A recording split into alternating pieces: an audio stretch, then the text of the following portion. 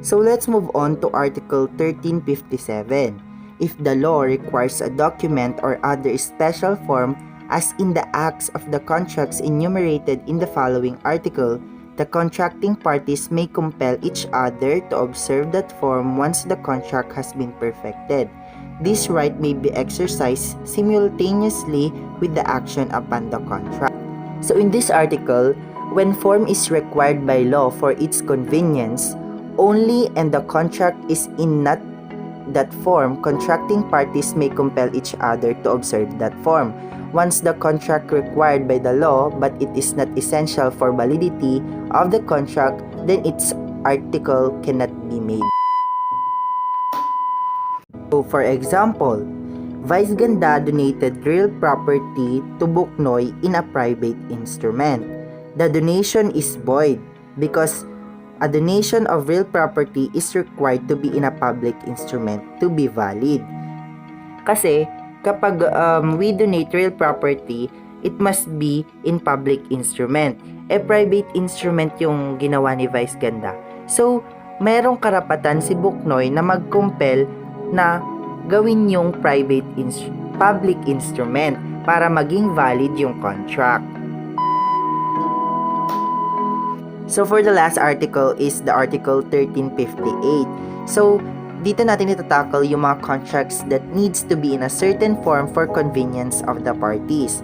So the first one is, so all of these must be in public document. First, act and contract which have for their objects the creation, transmission, modification, or extinguishment of real rights over immovable property, sale of real property, or of an interest wherein are governed by Article 1403 number 2 and 1405. So, best example dito is yung real mortgages. Dito, example, Buknoy mortgage his land to Vice Ganda, and this mortgage must appear in a public document for the convenience of the parties. However, kapag hindi nasunod yung certain formality, hindi magbabago yung validity and enforceability ng contract na ginawa. Although, mahihirapan lang tayo na na i-execute ito sa korte kapag hinanapan tayo ng certain form.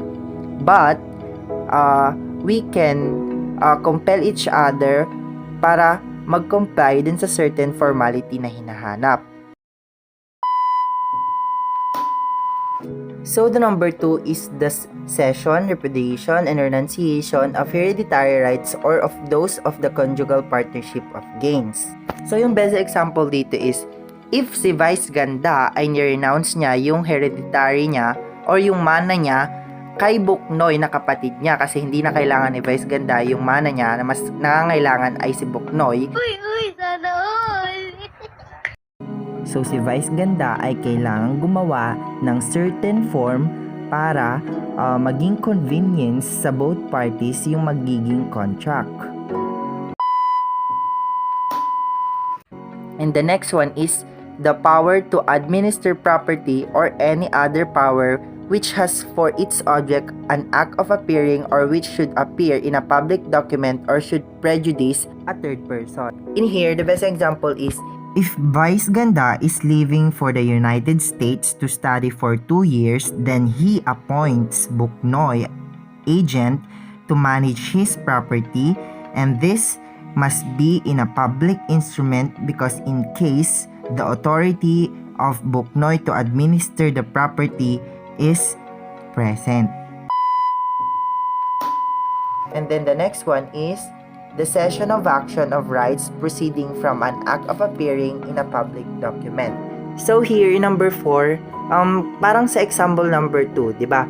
Yung renunciation ng hereditary.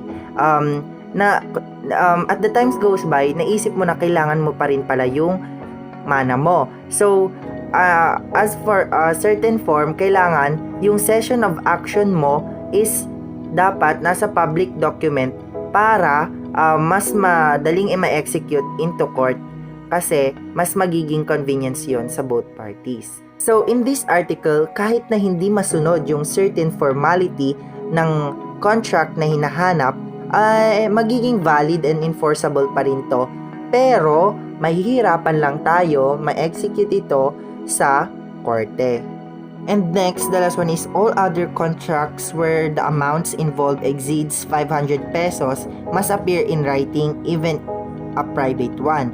But sales of goods, chattels, or things in actions are governed by Article 1402, number 2, and 1405. So for example is if si Vice Ganda ay nagpautang ng 100,000 pesos kay Buknoy and dapat ang kanilang contract must be in writing para in case na magkaproblema at hindi niya masingil si Buknoy ay mas madaling mag-claim ng damages kapag ipupunta ito sa korte.